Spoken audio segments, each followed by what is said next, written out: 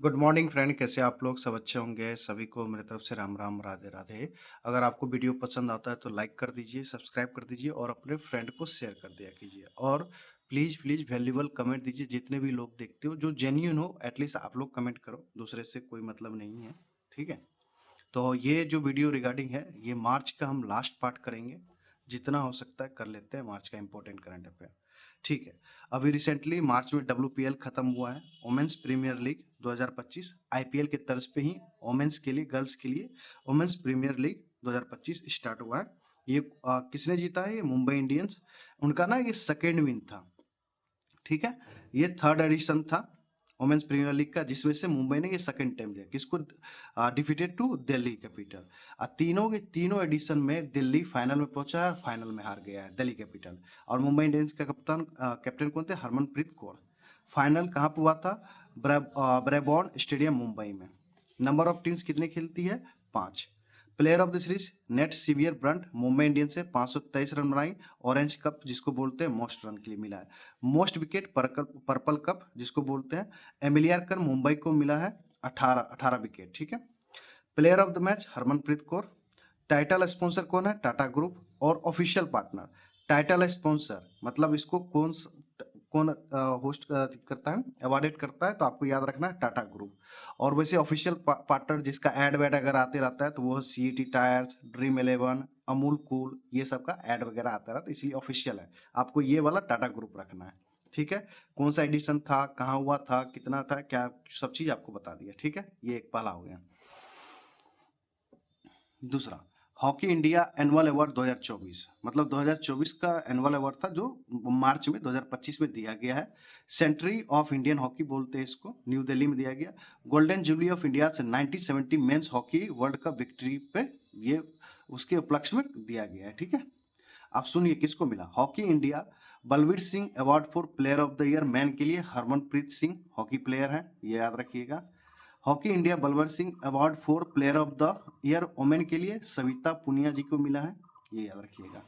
Hockey India major Dhyanchand lifetime achievement award किसको मिला है? 1975 वर्ल्ड कप विनिंग टीम को मिला है, ठीक है। Hockey India Baljit Singh award for goalkeeper of the year Savita Punia को मिला है। 1 2 3 4 ये अवार्ड आपको याद रखना है, ठीक है। Very very important.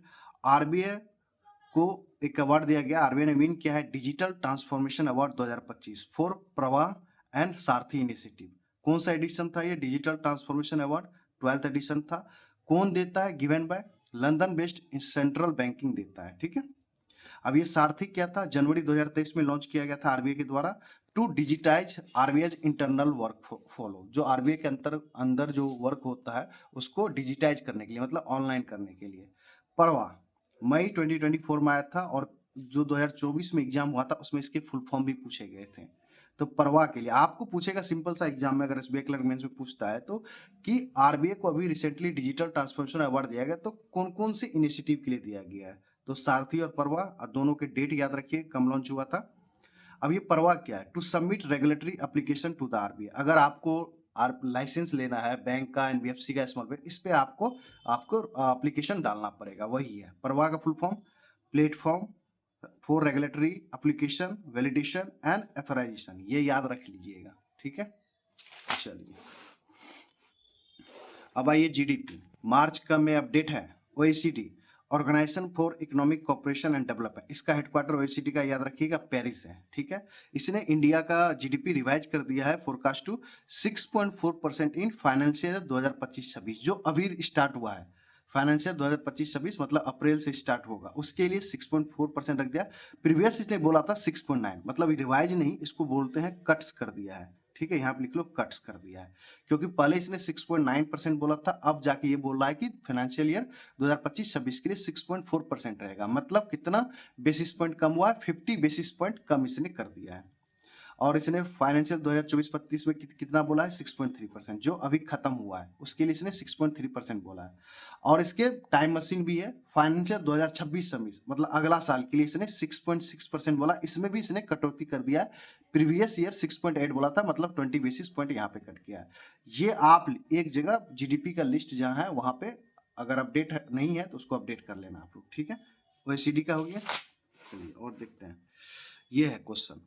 सेबी ने कट कर दिया है, मतलब टाइम इशू कम कर दिया है, राइट इशू का टाइमलाइन घटा दिया है for to 23 days for faster fund raising from 126 day. पहले 126 डेज था, अब 23 डेज किया। अब राइट इशू क्या होता है, जब कोई कंपनी अपने एग्जिस्टिंग कस्टमर को ही, एम्प्लॉय को ही, एग्जिस्टिंग कस्टमर को ही शेयर बेचे, उसी को राइट इशू कहते हैं, एग्जिस्टिंग कस्टमर को, ठीक है, ना कि कोई और दूसरे को। राइट इशू उसी को बोलते हैं, ठीक है।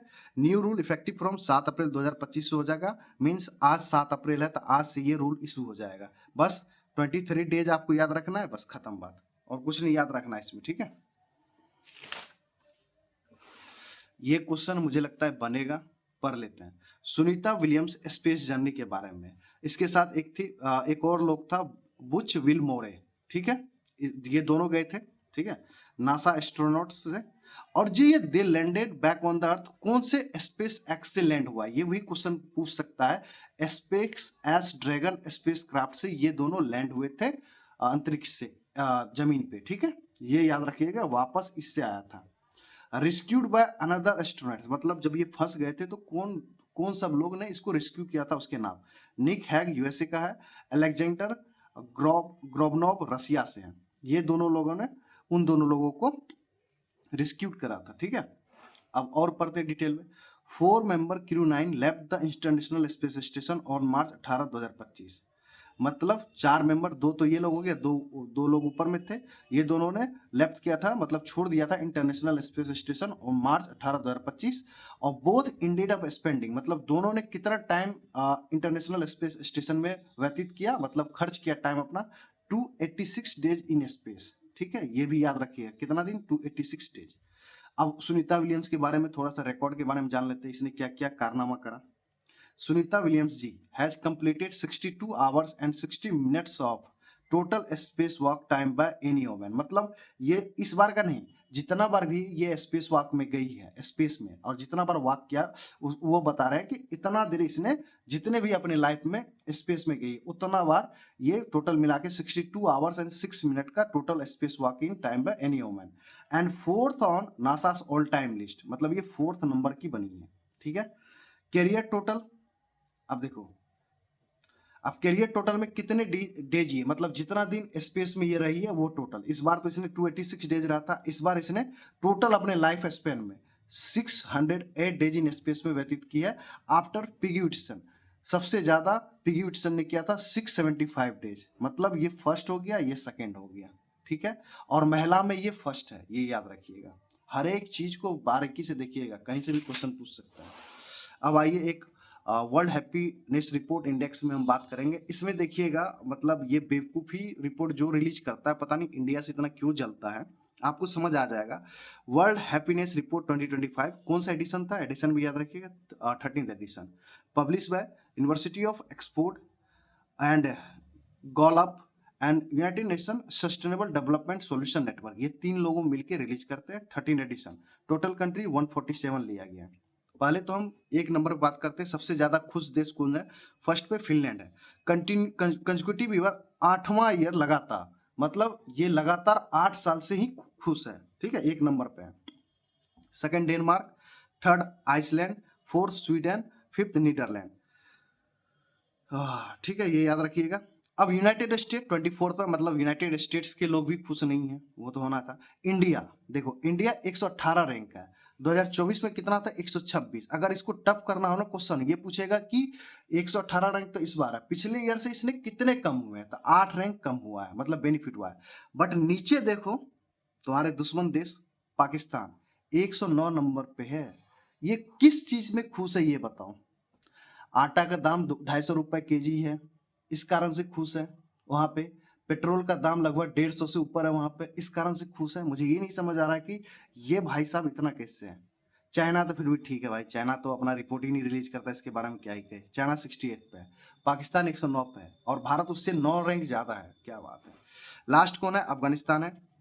और टॉप 3 लास्ट का देख लो, 146 पे सैरा लियोन है, मतलब 147 पे अफगानिस्तान, 146 पे सियरा लियोन, 145 पर लेबनान, 144 पर मलवाई और 143 पर जिम्बाब्वे। आपसे कभी कभी ना वर्ल्ड हैप्पीनेस जैसे रिपोर्ट इंडेक्स में ना लास्ट का पूछ लेगा कि लास्ट का सबसे सेकंड सेकंड कौन है, टॉप लास्ट सेकंड टॉप कौन है, तो आपको याद रखना है 146 सियरा लियोन, 145 पर लेबनान, ठीक है, ये याद रखिएगा। चलिए एक और जीडीपी अपडेट, ये फिच रेटिंग है, यूएसए का है। Fitch rating kept unchange India GDP at 6.5% in financial 2025-26। तो फाइनेंशियल 2025-26 के लिए चेंज नहीं किया इसने, बोला है कि 6.5% रहेगा। 2024-25 के लिए जो अभी खत्म हो गया उसके लिए 6.3% बोला है, और फाइनेंशियल 2026-27 के लिए इसने 6.3, प्रीवियस इसने 6.2% बोला था, यहाँ पे बढ़ा दिया है 10 बेसिस पॉइंट, ठीक है, ये भी याद रखिएगा। क्वार्टर 4 ऑफ फाइनेंशियल 2024-25 6.2%, ठीक है, एक एक चीज याद रखिएगा। चलिए एक सेबी का अप्रूवल है, देख लेते हैं। पेटीएम मनी लिमिटेड रिसीव हो गया है सेबी का अप्रूवल एज रिसर्च एनालिस्ट, मतलब Paytm money limited as a work करेगा अब रिसर्च एनालिस्ट का। किसके द्वारा ये रिसीव हो गया अप्रूवल, सेबी के द्वारा।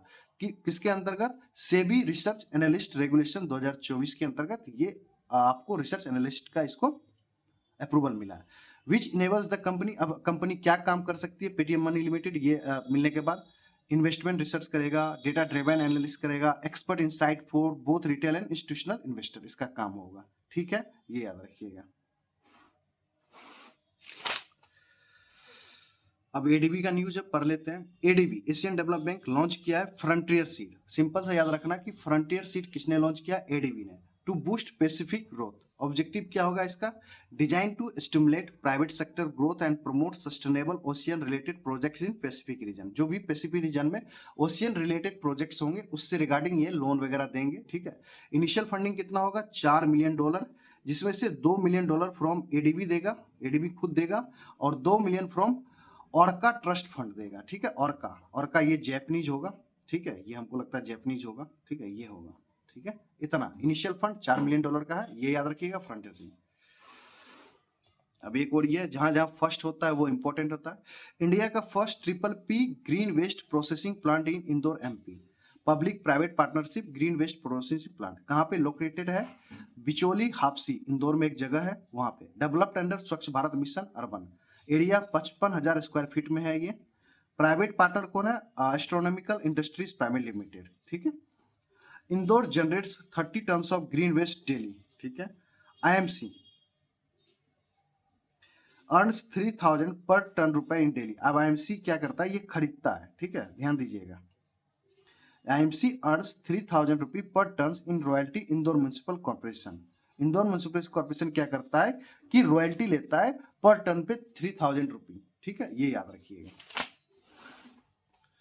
अब एक अवार्ड के बारे में करते हैं। 2025 का हॉलबर्ग प्राइज किसको मिला है, गायत्री चक्रवर्ती सिपिवक को। ये इंडियन लिटरेरी थ्योरिस्ट है और फर्स्ट इंडियन मिला है। और कहाँ से बिलोंग करती है गायत्री चक्रवर्ती, कोलकाता से। 2025 का हॉलबर्ग प्राइज किसको मिला है, गायत्री चक्रवर्ती सिपैक, ये कहाँ से बिलोंग करती है, कोलकाता से, और ये फर्स्ट इंडियन बनी है जिसको ये अवार्ड दिया गया है।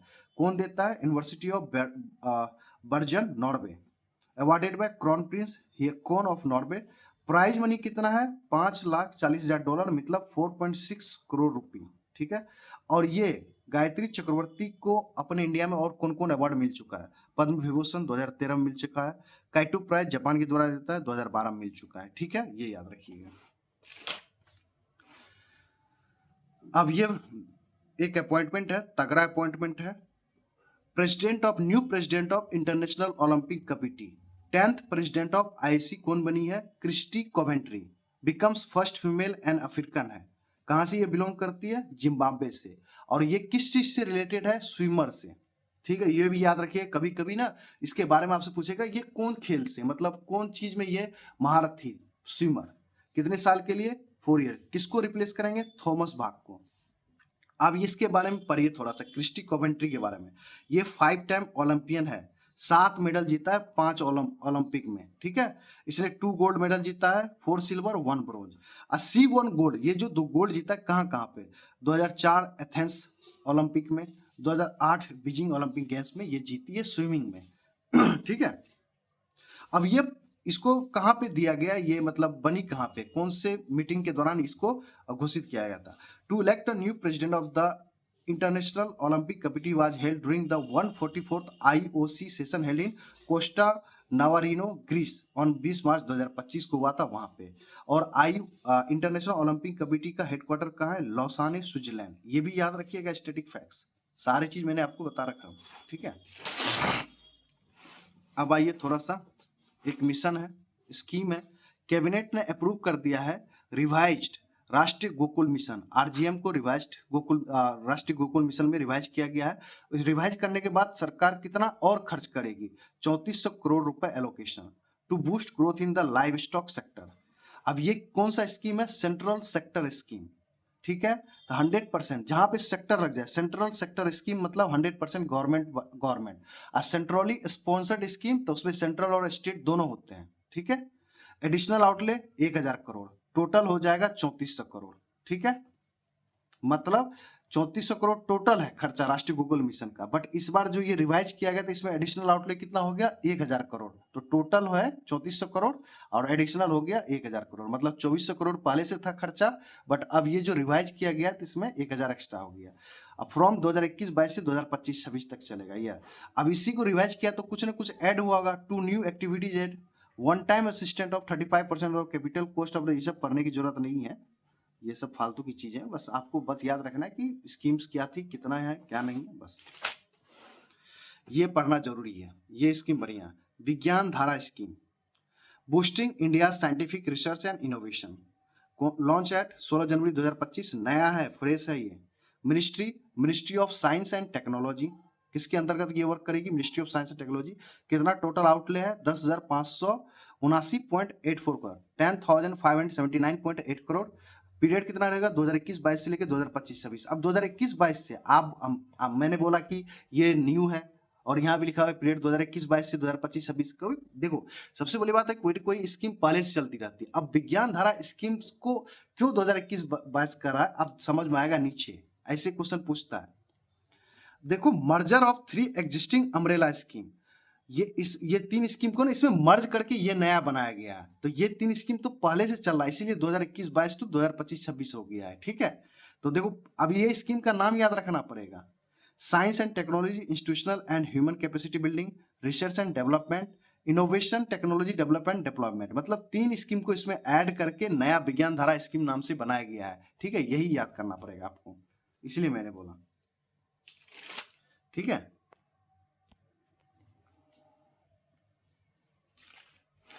अब ये क्वेश्चन बढ़िया है। NIPL, NPCI international payment limited plus Singapore का हिट पे, ये एक तरह से वहां का यूपीआई है, ठीक है। टू एनेबल यूपीआई पेमेंट्स, मतलब सिंपल सा है कि सिंगापुर में जो इंडिया के लोग जाएंगे घूमने के लिए तो उसे दिक्कत नहीं हो यूपीआई करने में। अब ये क्या हुआ है? Second agreement after the launch of UPI पे नाउ, सिंगापुर के ही यूपीआई है पे नाउ, ठीक है। इन 2023 में हुआ था, ये 2025 में हुआ। सिंगापुर का हिट पे और सिंगापुर का पे नाउ, पहला था पे नाउ जो 2023 में होता, और सेकेंड एग्रीमेंट हुआ हिट पे। UPI no operational in 9 country, मतलब यूपीआई कहाँ कहाँ वर्क कर रहा है, ऑपरेशनल है 9 कंट्री। उसका नाम जान लीजिए, सिंगापुर में है, मालदीव्स में है, कतर में है, श्रीलंका में, मॉरिशस में, Bhutan, UAE, Nepal and Canada में। 9 कंट्री में ये ऑपरेशनल हो चुका है, मतलब पूरी तरह से काम कर रहा है, ठीक है। ये ध्यान रखिएगा, ये मार्च का न्यूज है। अब आओ थोड़ा सा खेलो इंडिया पारा गेम्स के बारे में जान लेते हैं। सेकेंड एडिशन होगा, कहाँ पे होगा? दिल्ली में होगा। अब यहाँ पे 6 पारा स्पोर्ट्स खेले जाएंगे, उसके नाम से मत याद कीजिए, पहले याद कीजिए कि मस्कट क्या होगा। उज्ज्वला होगा, inspired from Delhi's house sparrow. Logo क्या है? An athlete is orange green blue colour में होंगे। टैगलाइन क्या होगा? चैंपियंस बियॉन्ड लिमिट्स, या हिंदी में हौसलों की उड़ान। टैगलाइन याद रखना। एंथम भी होगा, खेलेगा खेलेगा मेरा इंडिया, जीतेगा जीतेगा मेरा इंडिया। मतलब एंथम याद कीजिएगा, टैगलाइन याद कीजिएगा, लोगो याद कीजिएगा, मस्कट। 1 2 3 4 कुछ भी पूछ सकता है, ठीक है। अब इसरो वाला न्यूज है, साइंस एंड टेक्नोलॉजी का। अब इसरो ने डेवलप किया है high speed microprocessor to advance 32 bit microprocessor, ये याद रखिएगा 32 बिट का है। Vikram 3201 first fully indigenous qualified for space mission. Kalpana 3201, नाम दोनों का यही रखिएगा, नंबर सेम है, विक्रम और कल्पना।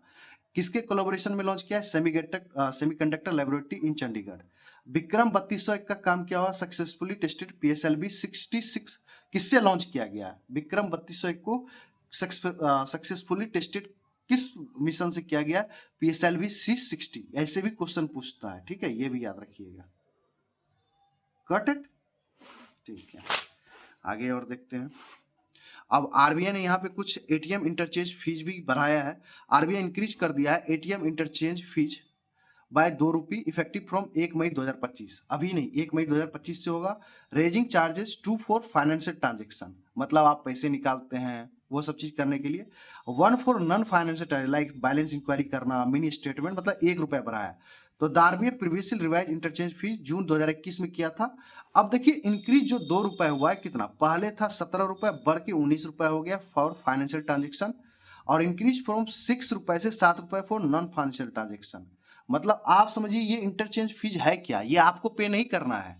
जानते हो, जब आप जैसे मान लो कि एसबीआई का आपका आईटीएम है, ठीक है, और आप जाके घुसेड़ देते हो पीएनबी में, घुसरते हो ना कि नहीं भाई एसबीआई बहुत दूर है यार, पीएनबी नजदीक है, घुसेड़ देता हूँ पैसा निकाल लेता हूँ, तो ये पैसे आपको पे नहीं करना है, ये पैसा करेगा आपका SBI, state bank of India, वही है इंटरचेंज फी।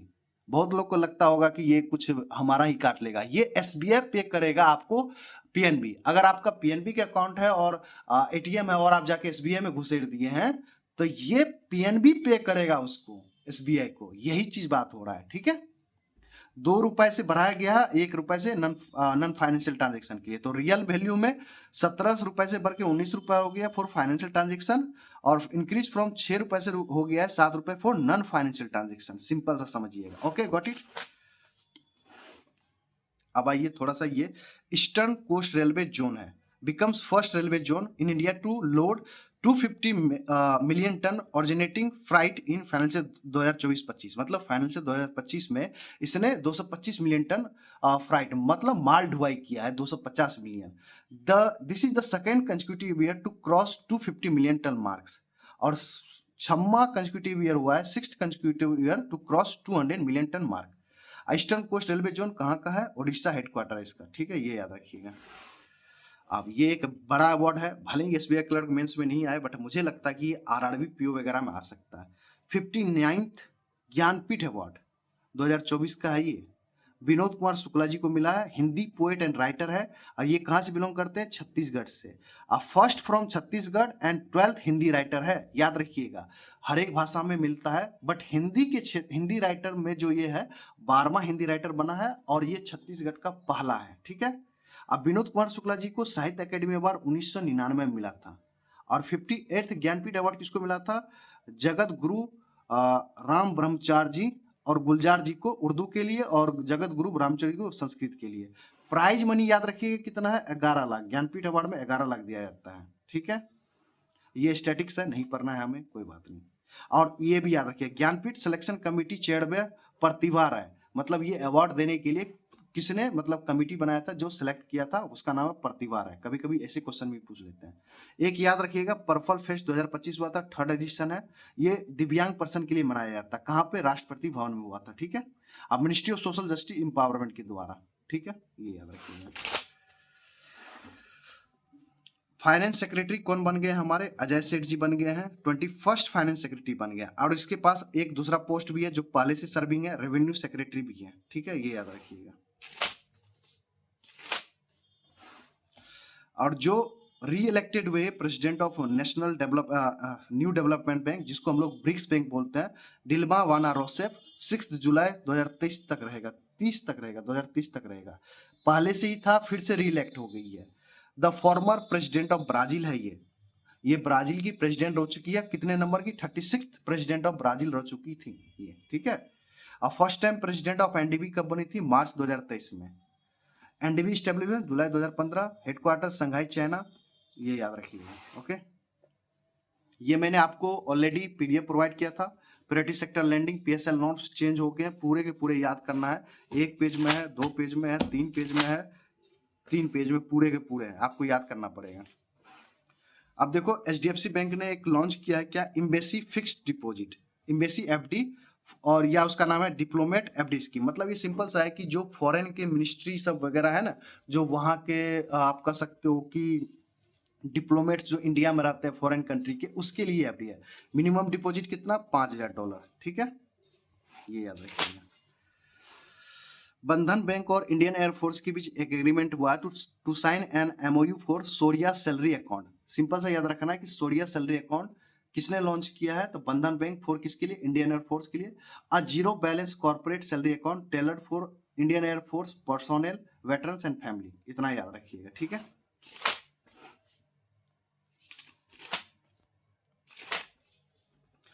अब थोड़ा सा ये पढ़ लीजिए अनक्लेम डिपॉजिट के बारे में। Unclaimed deposit of over 45,000 crore rupee transfer to special fund. अब स्पेशल फंड में ट्रांसफर कर दिया गया है, कौन से फंड में? कितने ईयर के? बिटवीन 2019-20 से 2024-25 के बीच में जो अनक्लेम डिपॉजिट पड़ा हुआ था बैंक के पास, वो किसको ट्रांसफर कर दिया? Special fund. नाम है depositors education and awareness fund, डैप को। डैप का फुल फॉर्म याद रखिएगा, depositors education and awareness fund. Till 31 दिसंबर 2024 तक का डेटा है। ओनली पब्लिक सेक्टर बैंक के द्वारा ये 45,000 करोड़ भेजा गया है, ठीक है। अब देखो डैप को कौन मैनेज करता है? आरबीआई मैनेज करता है।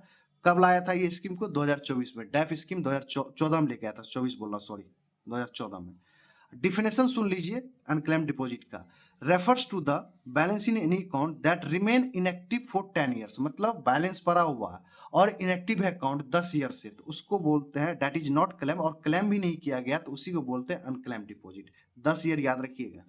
ये हो गया आपका अनक्लेम डिपॉजिट के बारे में। और देख लेते हैं, ये बढ़िया एवल प्राइज है 2025 का एवल प्राइज फॉर मैथमेटिक्स। देखिए ये एसबीआई क्लर्क में आए नहीं, बट आपके आरआरबी पीओ आरआरबी असिस्टेंट में आने की संभावना पूरी की पूरी है। 28th एडिशन था, गिवन में गवर्नमेंट ऑफ नॉर्वे देता है। किसको मिला है? मसाकी काशिवारा, ये जापान से बिलोंग करते हैं। किस लिए अवार्ड दिया गया? His fundamental contribution to algebraic analysis and representation theory के लिए। कब से स्टार्ट हुआ? 2003 से। प्राइज मनी कितना है? 7.5 मिलियन नॉर्वेन कोरियन, मतलब $7,10,000।